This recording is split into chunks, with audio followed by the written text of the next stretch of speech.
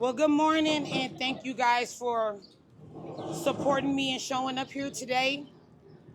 I'm here today to speak on the importance on why this space of George Floyd Square needs to be community led, why the city of Minneapolis needs to listen to the voice of the people, why um, we need to. I'm here to say why it is we are doing what it is that we're doing. Our process of healing should not be rushed. Our voices should not be overlooked and or inconsidered. Yes, as she said, people over property. Right now, things have shifted in a political way that not only me, but the community itself is having a hard time wrapping its minds around because of the simple fact that we need change here, not just in this intersection, but as a city as a whole, but it starts here. The importance of Black lives and lives of our community in general is what needs to be focused on. Not what this space looks like. It's more of what this space is functioning like. I will also would like to bring to attention that we as people need time and space with the patience of everyone to come together, to be able to say what this space needs, to be able to function for everybody, not just us as community, but the residents, the businesses, and the people who fly in to embrace and take in this space that we've been holding here for going on 5 years. So right now, I would like to I will be me myself. Mylisha is speaking. There will also be Pastor Gia to be speaking this morning. Marsha Howard will be speaking this morning, and my community member Ray from Brass Solidarity will be here to be speaking also. But I would like for there's a lot going on, and I understand that, and there's a lot of things that is outside of community's control. But we are asking the supports of the people and the supports of those who's watching, those who know what's going on, to know that the community needs time. Rushing our healing process and saying that we've already been healed is not the answer. It's not what's factual. It's not our reality as community. We are not healed. We have not gotten our questions answered. We have not had things be addressed and attended to for a better change for our future, for our community. So we are demanding and standing up for justice, healing, and togetherness. And we only can figure that out collectively with time, patience, and understanding. Because not everybody is here from these 4 neighborhoods and or the city of Minneapolis, period. So to be overlooking a space that you have not endured, nor does it affect your livelihood or your household, to just move on because it's not affecting individuals, is not the way to go. And so we need to start listening to those who are impacted and traumatized by the lynching of George Floyd Square. And on that note, I think I've proven my point. Pastor Gia?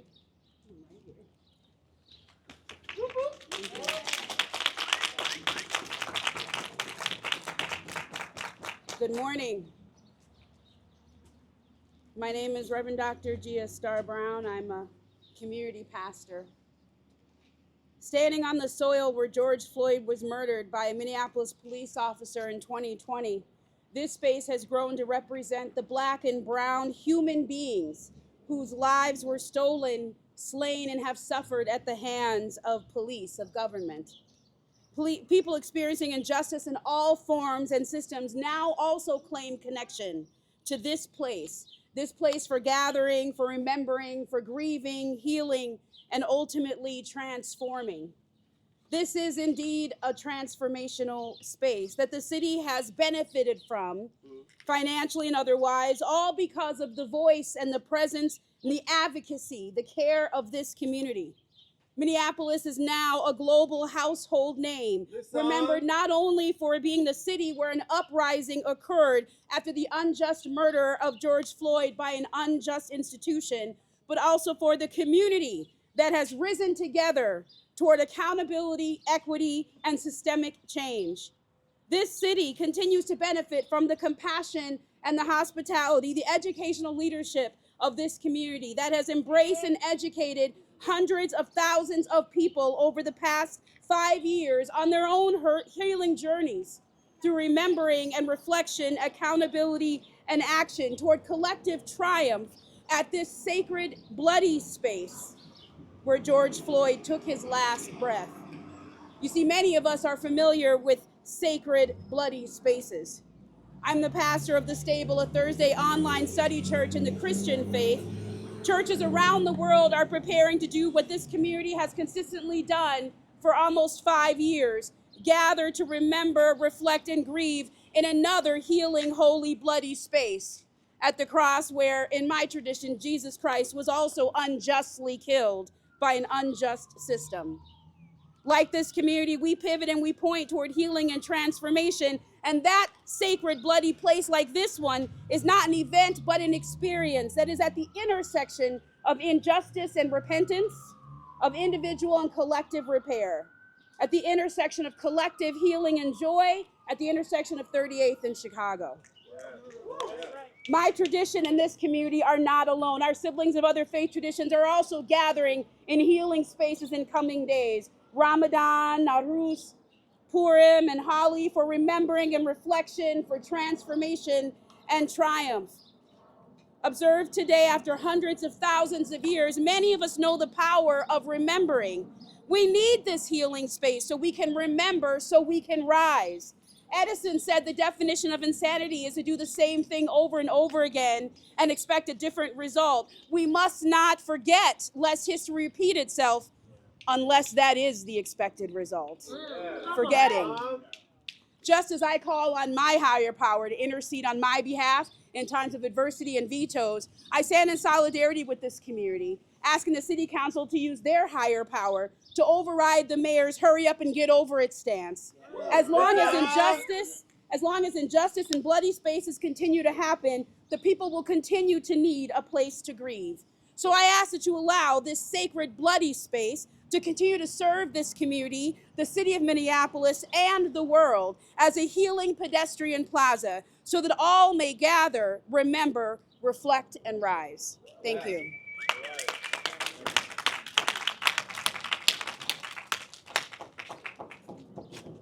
My name is Marcia Howard. I am a high school teacher and have been since 1998. If you were to look over to your left, you would see my house. And I can see this square from my house. This is my neighborhood. It's my community. That's my corner store.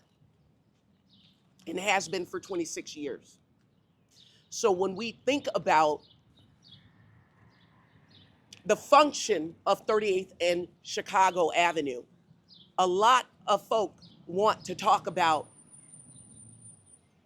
why the mayor has decided to veto studying this as a pedestrian plaza. What about the businesses? When what he really means is, what about November? Listen. Because he said many moons ago that he was never going to have traffic over the spot where George Floyd was murdered. Never. And now, all of a sudden, there's a rush when we all know that people who come to Minneapolis tend to come to George Floyd Square. Yes. They go to Mall of America, they see the cherry and the spoon. They go to Paisley Park and they come to George Floyd Square. What about safety? What about traffic? E17.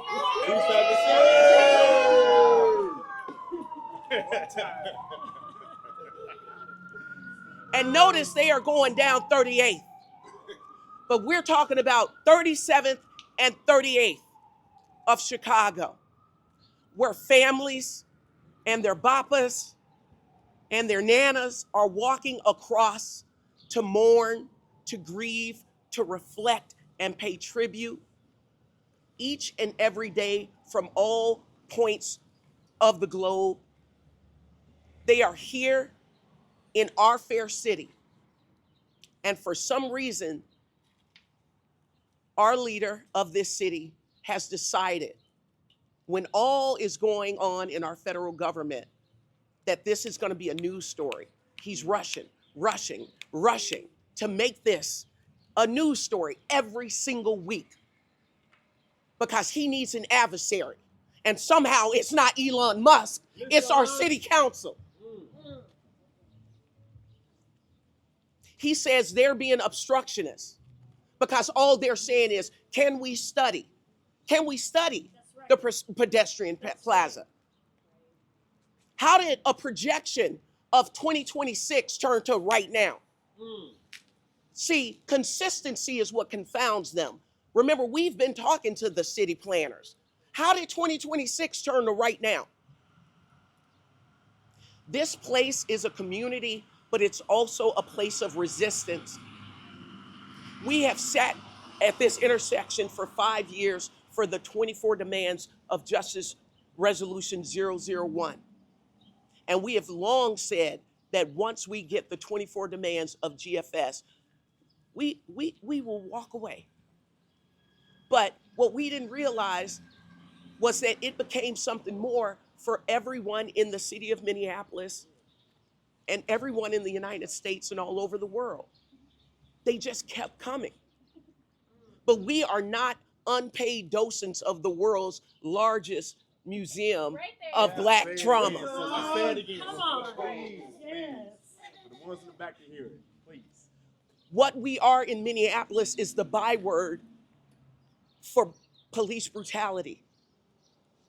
When I have comrades in Palestine saying we stand with you, when they sympathize with us, when we had a march for Palestinian liberation right here in front of a Palestinian-owned store, who, by the way, an immigrant family owns 60-something% of the properties on this block. God bless them, right? So I need y'all to be very ardent when you investigate what it means when they say the proponents of opening the streets and what percentage of the property owners. I need you to do your research because there's a monopoly on this street. No harm, no foul. Capitalism does what capitalism does. But we all know that only a few properties are owned by individuals. Most of the properties on the street are owned by one family. God bless them, though. But I want y'all to think about the people, and give them the consideration that our city council has given them and continues to give them, because it's the people that vote. I need y'all to remember that as well. And we will have our say. As we meet every single day as community under this awning, I want y'all to look up there. We say where there's people, there's what? Power. Where there's people, there's what? Power. Where there's people, there's what? Power. And don't y'all forget it. No streets. There's a great camp meeting at the promised land. Over our heads, I hear music in the air. Over our heads, I hear music in the air. Over our heads, there's music in the air. There must be a God right here. My name is Ray Kurt. I'm a musician, actively an activist. And I'm amazed that I've made it here this far on a solidarity journey, making music here, there, and everywhere, from the nation's capital to other capitals. And how I find my way here on this corner has been a blessing. And to participate in a growth of community and recognition, all on the blood stains, black and red, or just spilt blood of black people across this country. I've had the pleasure or the blessings just to travel and see beautiful humanity all over the world and universal health care, because that's what it's about. But to return into constant warfare, that's something else. So when we can look each other in the eye and stop brutalizing each other, that's what it really comes down to. So as we stand here in this time and place, there's a great camp meeting in the promised land.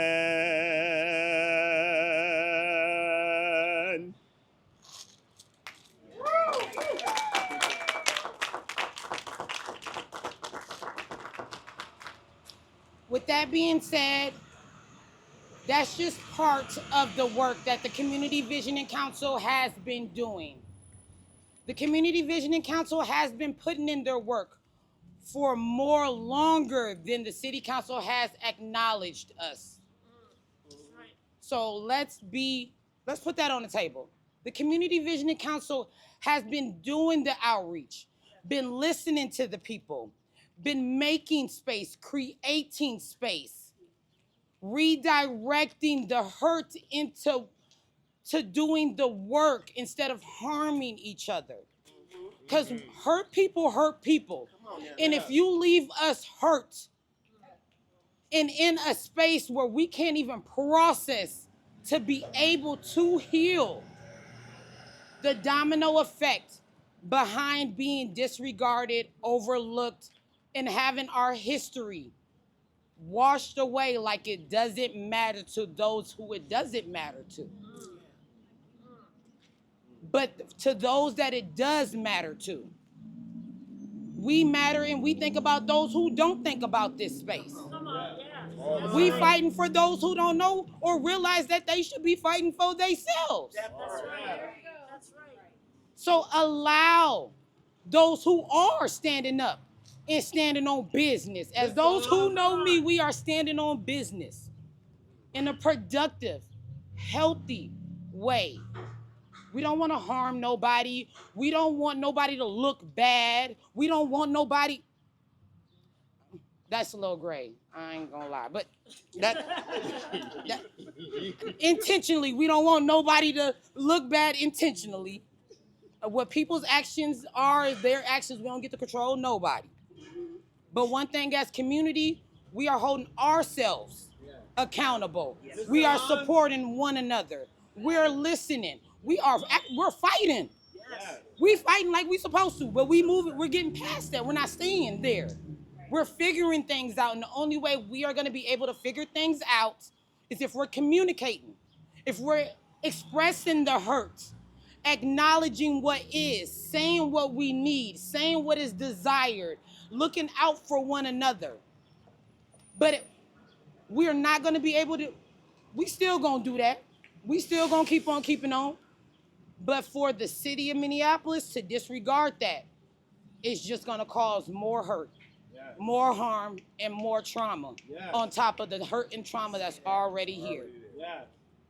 So, as the Community Visioning Council and the community, because this Community Visioning Council is the community. And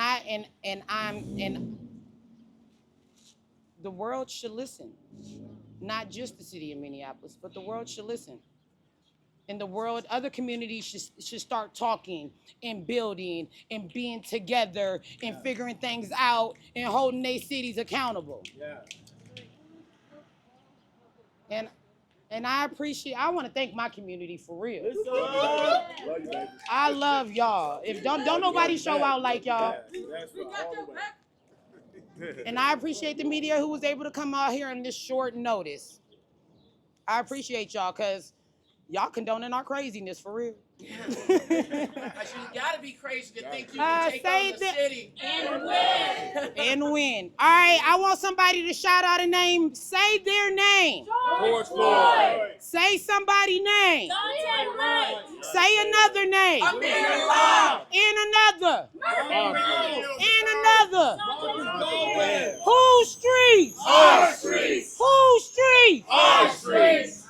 And in the Marshall Zone, we mean that. This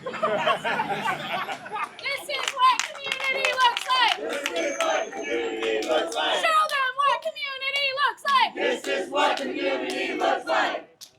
Show them what community looks like.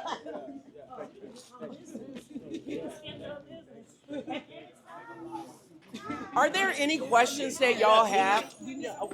I asked you before.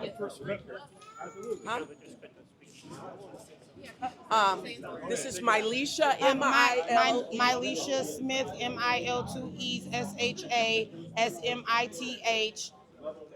I'm 34 years old, And she's and I'm one of the co-leads of the Community Visioning Council. Oh, you got? Yeah, I gotta ask a question. Oh, okay, what's up? yes. When does the Community Visioning Council meet and where? Our community meetings are held every third Saturday of every month at Calvary Lutheran Church on 39th in Chicago. Starting this week, this Friday and Saturday, we will be meeting at Tool from 5 to 8 or 5 to 7:30 or something like that.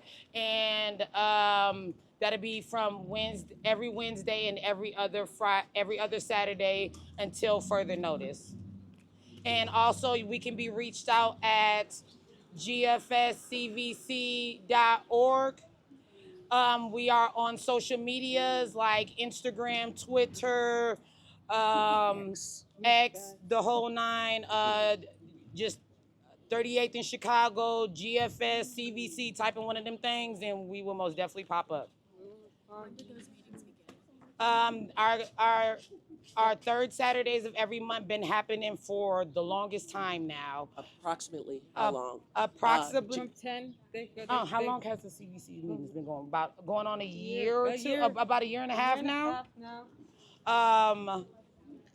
Say Tool at the corner just opened their space for us to be able to hold more consistent meetings because the one meeting a month is not enough. So we're networking and figuring out where more meeting spaces can be. So that is in the works right now. But for right now, we will be hosting meetings at Say Tool and at Calvary Lutheran Church.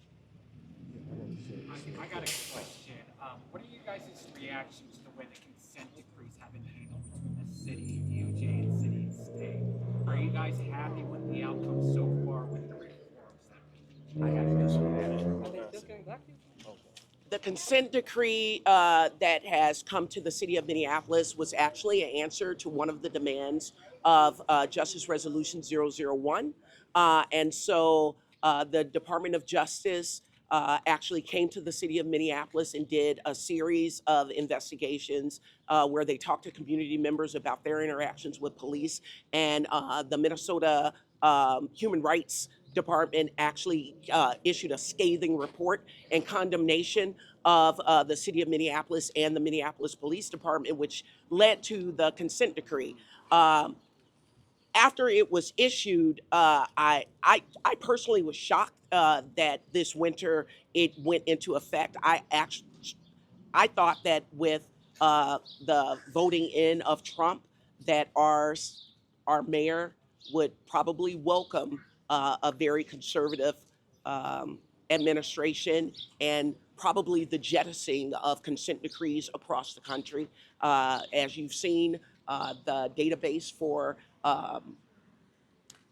the malfeasance of police have been deleted.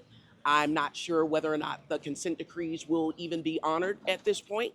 And quite frankly, we've seen very few consent decrees actually lead to a reduction of police brutality, except for, oddly enough, our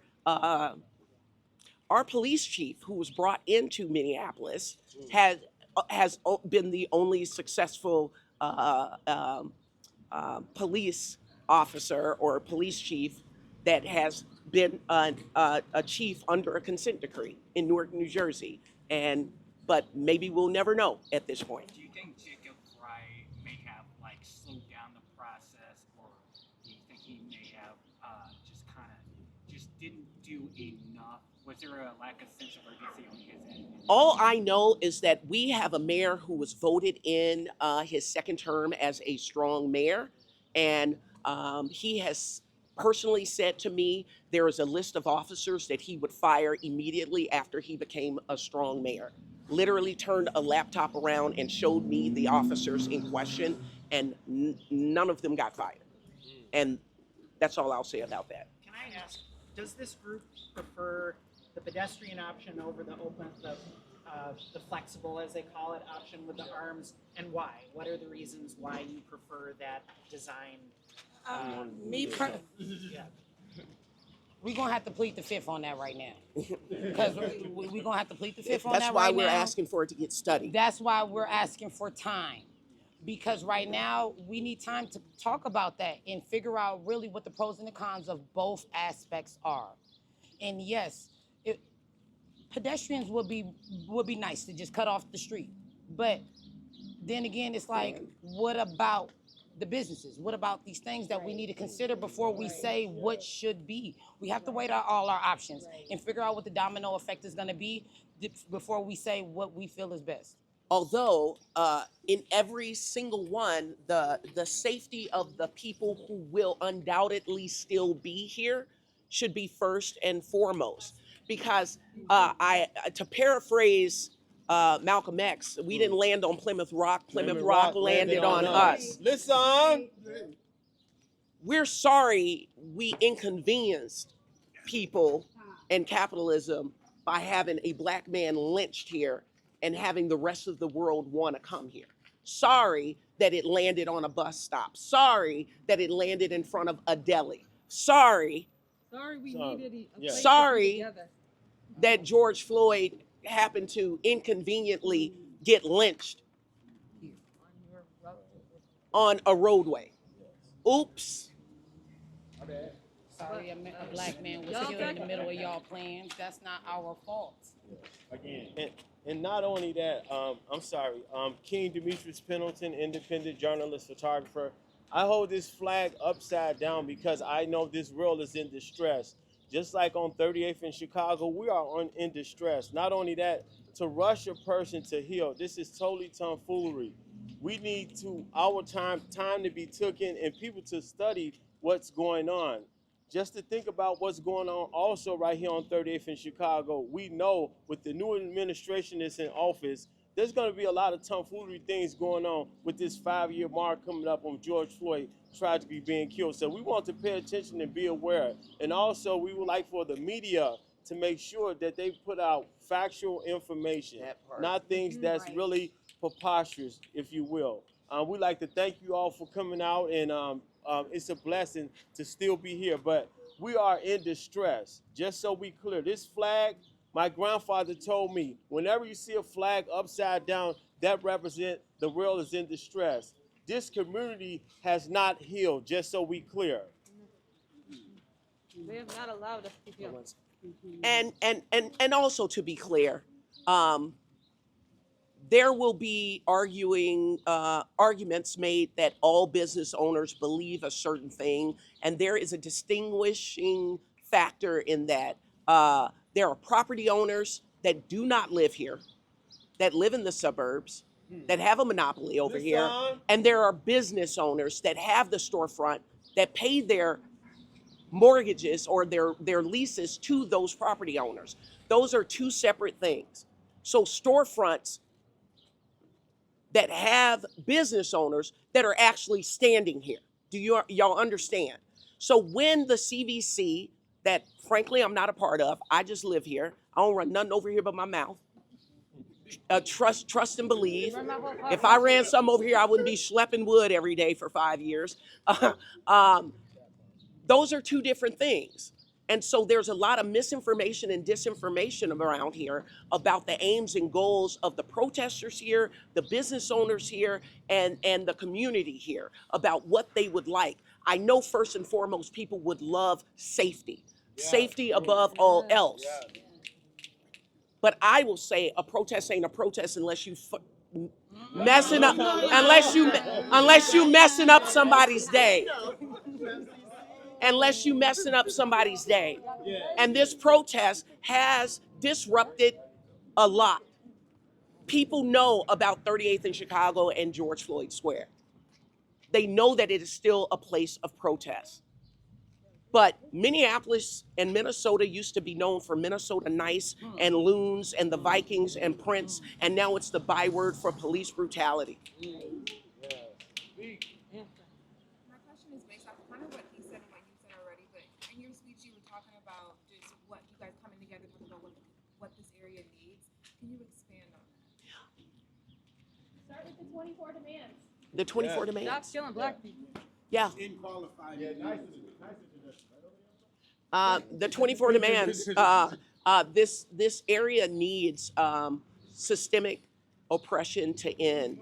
I'll say this. I've been here for 26 years as a homeowner and also a teacher. I've lost 7 students to this street, and 2 of whom I've lost within the last 5 years because Amez Wright was killed here right before the trial of Derek Chauvin.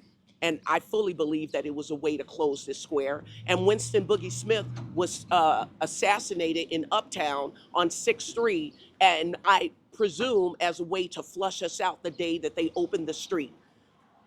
They took the barricades away, and then they killed a former student in Uptown to take all the leftists from this protest spot and send us to Uptown. Black men have died for the effort to open these streets back up. That's the machinations of the city of Minneapolis. It's deeper than whether or not the businesses on this street can thrive. This is a cottage neighborhood. It's a bedroom neighborhood. There are very few businesses on this street. Now, if we want an infusion of businesses, then we have to support the ones that are here. Mr. Alexander and Smoke in the Pit. He was able to have this business for the last 14 years.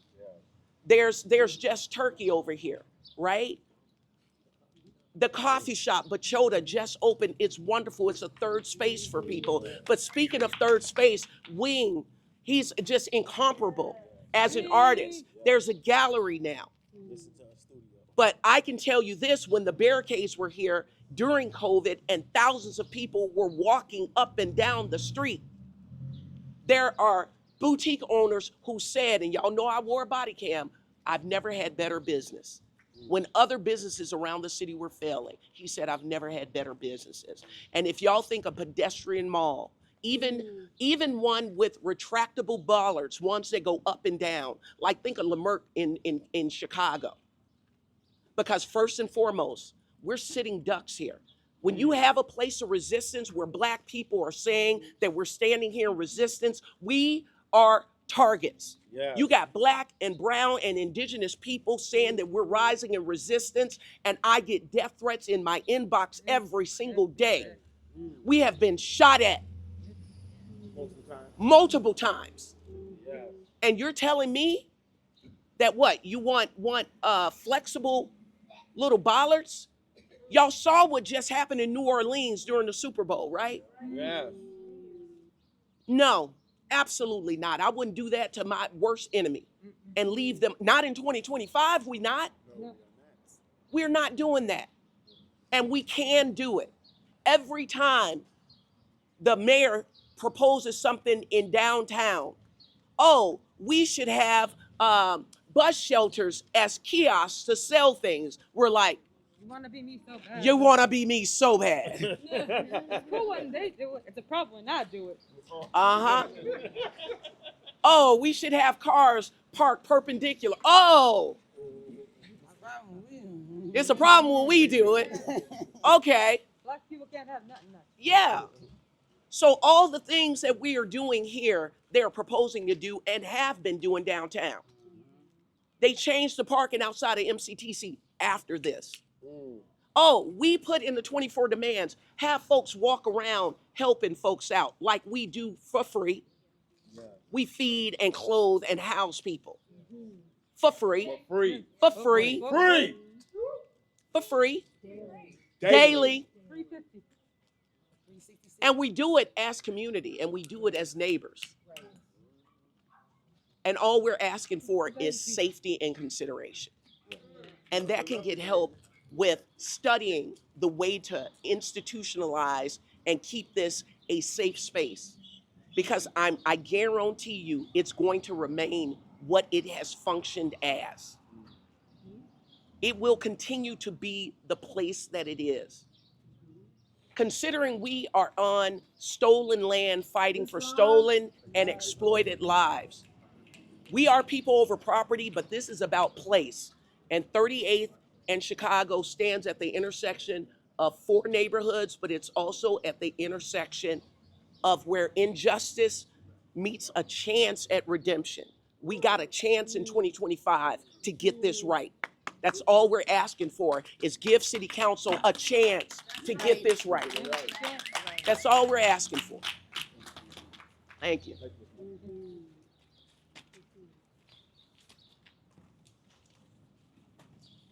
We good? We good? I've got a request. Can y'all please treat us like Americans, not animals? One thing I did with the media when we was down here, when everything was going on. When we was kicking their ass out. Kicking their ass out. But we were asking y'all in this space, because I've talked to every major news affiliate in the world. All I'm asking y'all to do is have some structural integrity with what you write about us. What you saw here today, who you talked to, talk about the eyes you looked into today. Okay? Look at the souls you looked into today. Last time I checked, we all date the same girl. She wear the same dress, allegedly. So if that's the case, then please use your media power to give us the respect. Fox 9, we have an interesting relationship, but just know we on y'all ass. Channel 5, we love you, but guess what? We on y'all ass. Any media that's here right now, just do us some respect, just respect us. That's all we need. Cool? All right. Love you. Thank you. But if there is, when it comes to the media though, and it is concerns and it is in question, is it possible, how can us, well, I try to make it our platforms and building a website and stuff for people to be able to get in contact and have access to the community. Is the media outlet gonna utilize our openness to be in solitude or in communications with community before slandering the community, if that makes sense? Not saying that every news article is messed up and whatnot, because yeah, there is good things spoken about this space and there is truth spoken about this space, but we all know that horrible things have been spoken about the community in said space. Is it, how do y'all advise, or any feedback about staying in communication with you guys before y'all assume what is? Because I know you guys are on the outside looking in and might not necessarily have whole facts. Is the phone number on the press release that we were given, is that your contact information or is that someone else's? It's mine. That's yours? Yes. The email address? And the email goes directly, since I had to use the number, I had to use the number that I let the community contact me on. So yes, but I'm not the only person, but yeah, y'all can reach out to me, but you reaching out to me, I'm gonna be like, hold on, let me go to the email community. address is for the Like, CDC. yeah, the email is for the Community Visioning Council. One thing I think I'm safe in speaking for is when we call and we're on a very tight deadline, just knowing that we can get a response back. That's one thing that we definitely all need. Yes, we are more than open to being communicative. I would say if you don't reach Magnesia immediately, that Community Visioning Council email is really Yes, important. most definitely. Because that email is multiple people checking the email. It's not just reliant on one person. So one person is not just doing all of this work. One individual person is not doing all the thinking. One individual person is not just doing and moving and grooving. We're a community and we're communicating with one another and figuring out what's in the best interest. That's why y'all got this whole thing last minute, because us as a community had to be as one before I made the final decision. Well, we made the final decision to be like, a press conference is in the best interest for us right now. So a lot of wheels turning, all in the same direction, if that makes sense. But I appreciate y'all for coming out here today. Thank you. This is what community looks like. This is what community looks like. This is what community looks like. This is what community looks like. No streets!